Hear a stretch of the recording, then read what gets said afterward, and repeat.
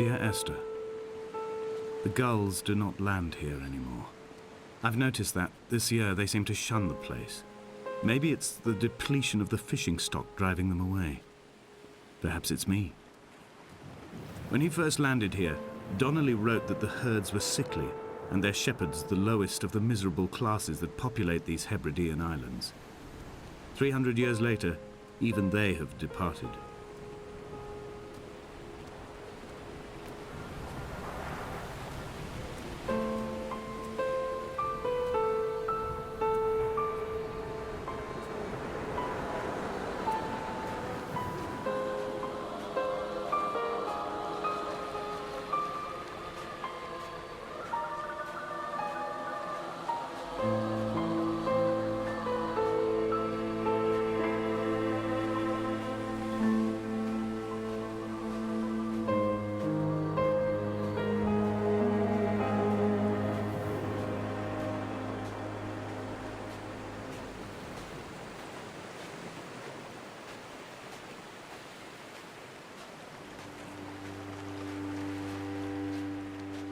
At night, you can see the lights sometimes from a passing tanker or trawler.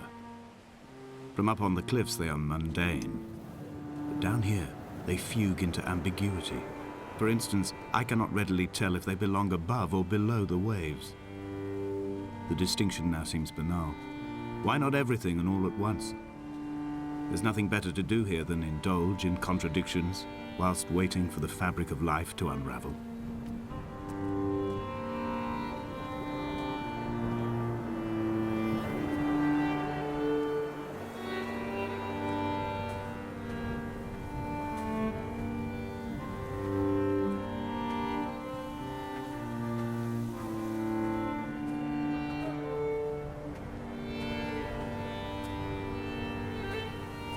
Donnelly's book had not been taken out from the library since 1974.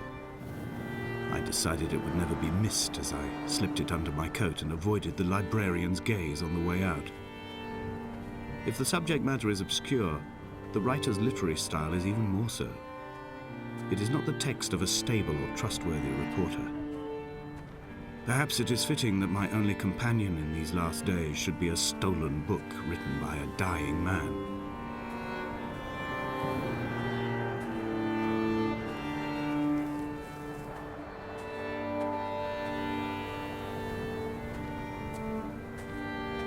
When someone had died or was dying, or was so ill they gave up what little hope they could sacrifice, they cut parallel lines into the cliff, exposing the white chalk beneath. You could see them from the mainland or the fishing boats, and know to send aid or impose a cordon of protection, and wait a generation until whatever pestilence stalked the cliff paths died along with its hosts. My lines are just for this: to keep any would-be rescuers at bay. The infection is not simply of the flesh.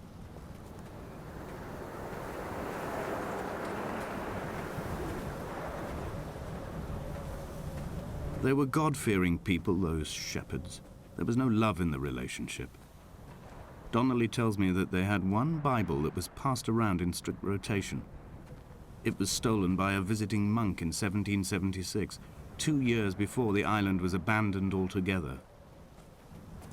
In the interim, I wonder, did they assign chapter and verse to the stones and grasses, marking the geography with a superimposed significance that they could actually walk the Bible and inhabit its contradictions?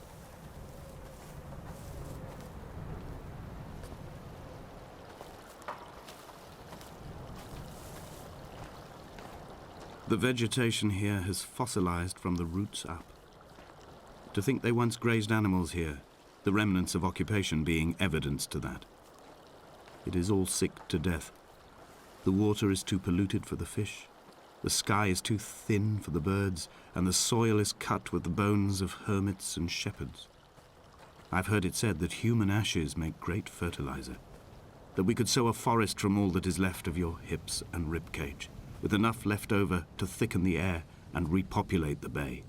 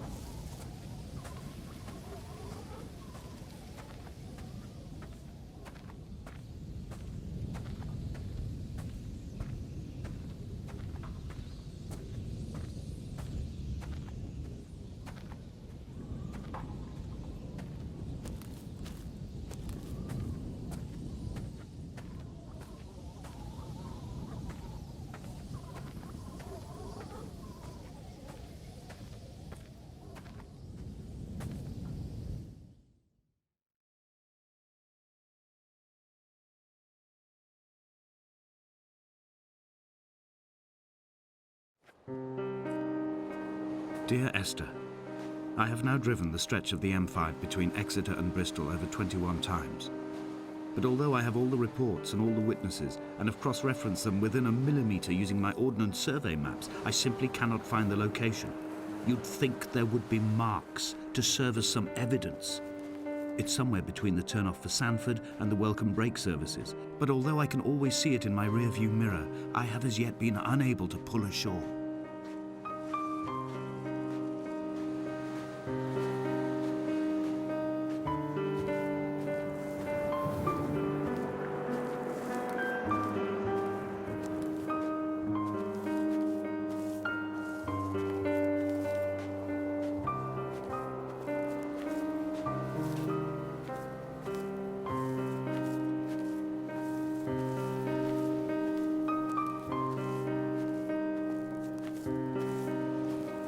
I had kidney stones and you visited me in the hospital. After the operation, when I was still half submerged in anesthetic, your outline and your speech both blurred. Now my stones have grown into an island and made their escape, and you have been rendered opaque by the car of a drunk.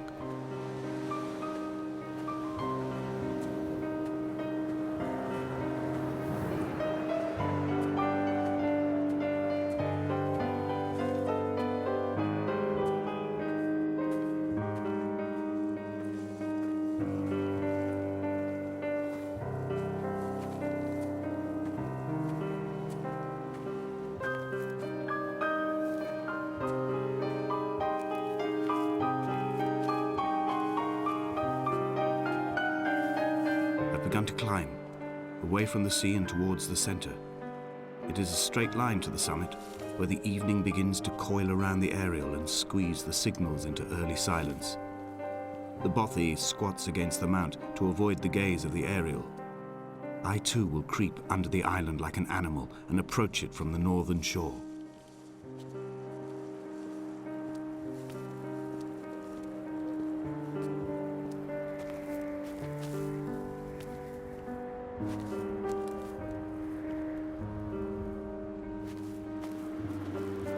They found Jakobsen in early spring. The thaw had only just come. Even though he'd been dead nearly 7 months, his body had been frozen right down to the nerves and had not even begun to decompose. He'd struggled halfway down the cliff path, perhaps looking for some lost goat, or perhaps in a delirium, and expired, curled into a claw right under the winter moon. Even the animals shunned his corpse. The mainlanders thought to bring it home unlucky. Donnelly claims they dragged it to the caves to thaw out and rot, but he is proving an unreliable witness.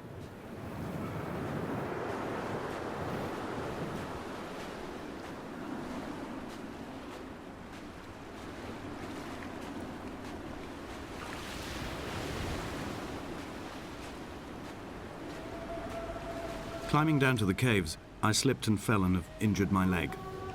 I think the femur is broken. It is clearly infected. The skin has turned a bright, tight pink, and the pain is crashing in on waves, winter tides against my shoreline, drowning out the ache of my stones. I struggled back to the bothy to rest, but it has become clear that there is only one way this is likely to end.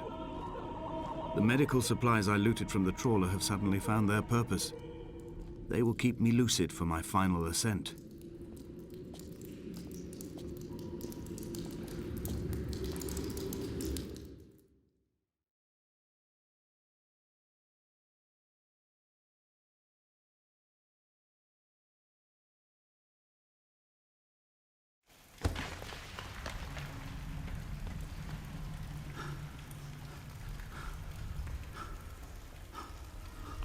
Did Jakobsen crawl this far? Can I identify the scratches his nails ruined into the rocks? Am I following him cell for cell, inch for inch? Why did he turn back on himself and not carry through to the ascent?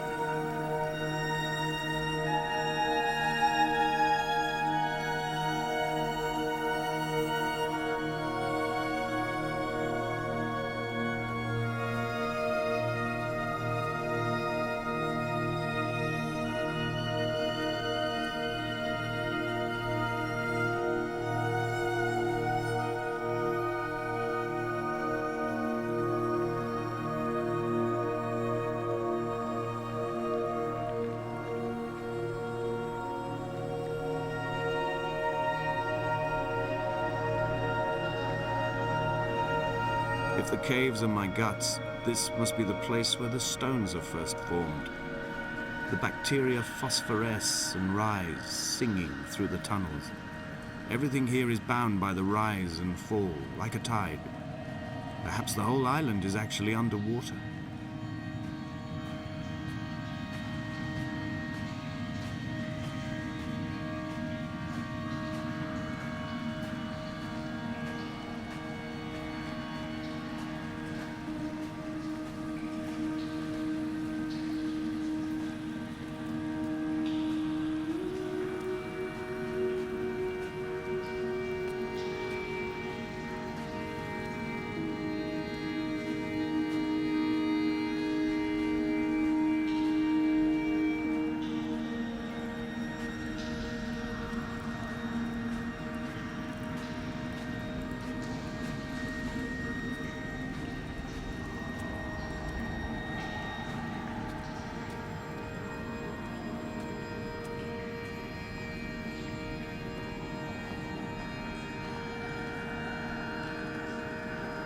I will hold the hand you offered to me, from the summit down to this well, into the dark waters where the small flowers creep for the sun.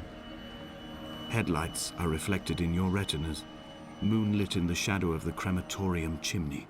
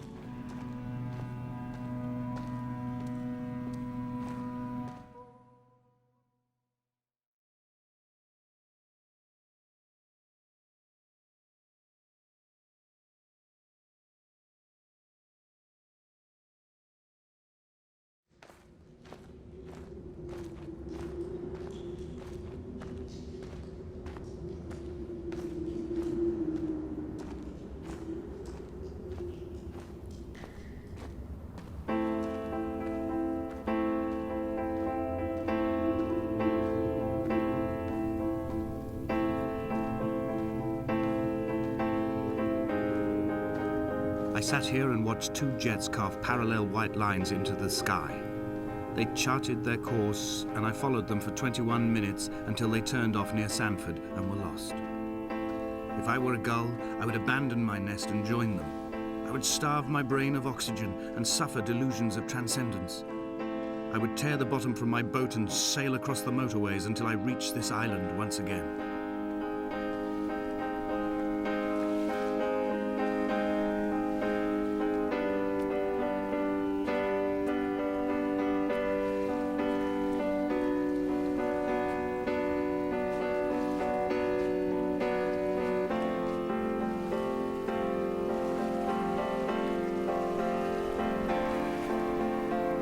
I returned home with a pocket full of stolen ash.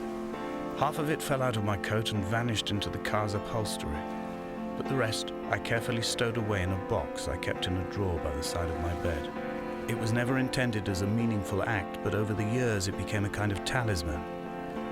I'd sit still, quite still for hours, just holding the diminishing powder in my palm and noting its smoothness.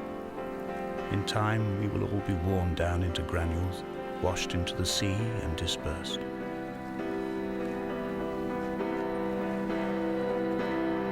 There were chemical diagrams on the mug he gave me coffee in, sticky at the handle where his hands shook. He worked for a pharmaceutical company with an office based on the outskirts of Wolverhampton. He'd been travelling back from a sales conference in Exeter, forming a strategic vision for the peddling of antacid yogurt to the European market.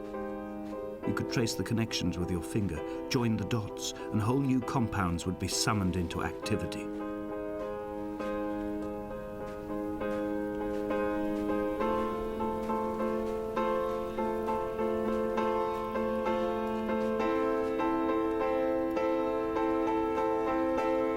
From here, I can see my armada. I collected all the letters I'd ever meant to send to you, if I'd have ever made it to the mainland, but had instead collected at the bottom of my rucksack, and I spread them out along the lost beach. Then I took each and every one, and I folded them into boats. I folded you into the creases, and then, as the sun was setting, I set the fleet to sail. Shattered into 21 pieces, I consigned you to the Atlantic, and I sat here until I'd watched all of you sink.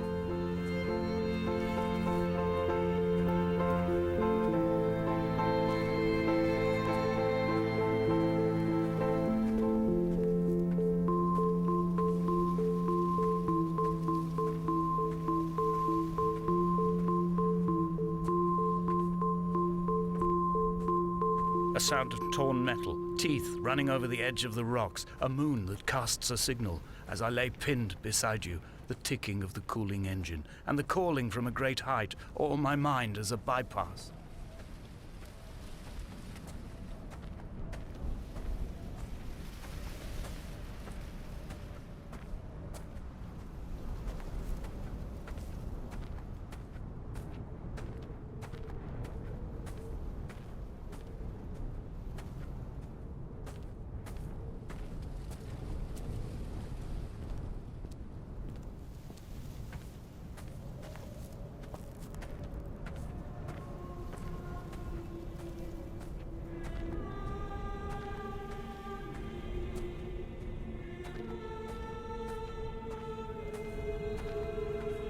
I've begun my voyage in a paper boat without a bottom. I will fly to the moon in it. I've been folded along a crease in time, a weakness in the sheet of life. Now you've settled on the opposite side of the paper to me. I can see your traces in the ink that soaks through the fiber, the pulped vegetation. When we become waterlogged and the cage disintegrates, we will intermingle. When this paper aeroplane leaves the cliff edge and carves parallel vapor trails in the dark, we will come together.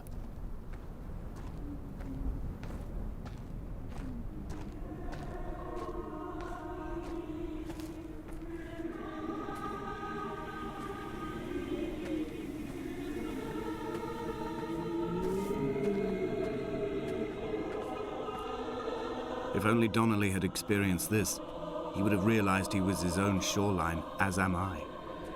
Just as I am becoming this island, so he became his syphilis, retreating into the burning synapses, the stones, the infection.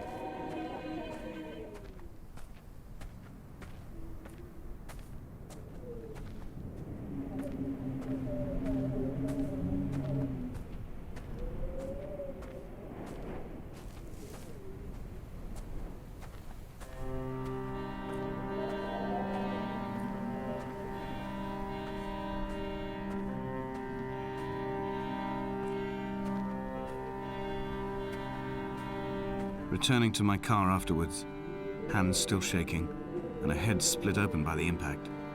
Goodbye to tearful aunts and traumatized uncles. Goodbye to the phenomenal. Goodbye to the tangible. Goodbye Wolverhampton. Goodbye Sanford. Goodbye Cromer. Goodbye Damascus. This cliff path is slippery in the dew. It is hard to climb with such an infection. I must carve out the bad flesh and sling it from the aerial. I must become infused with the very air.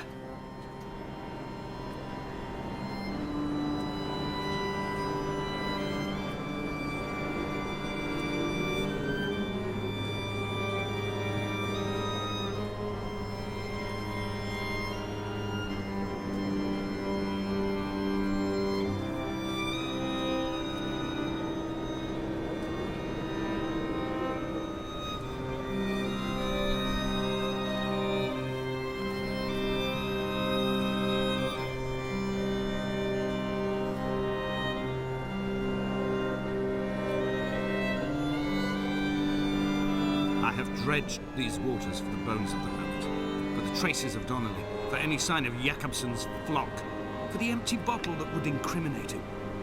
I have scoured this stretch of motorway 21 times, attempting to recreate his trajectory, the point when his heart stopped dead and all he saw was the moon over the Sanford Junction. He was not drunk, Esther. He was not drunk at all, and it was not his fault. It was the converging lines that doomed him. This is not a recorded natural condition. The gulls do not fly so low over the motorway and cause him to swerve. The paint scored away from his car in lines like an infection, making directly for the heart.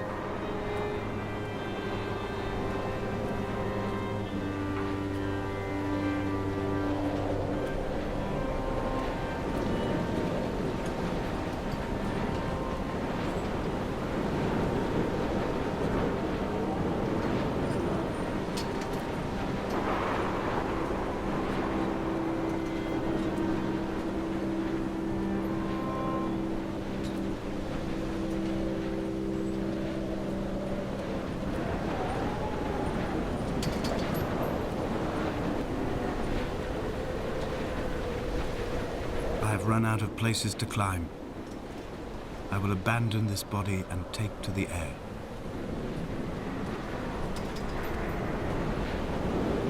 Dear Esther, I have burned the cliffs of Damascus. I have drunk deep of it. My heart is my leg and a black line etched on the paper all along this boat without a bottom. You are all the world like a nest to me.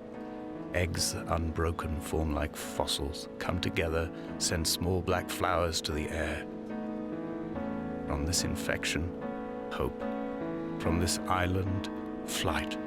From this grief, love.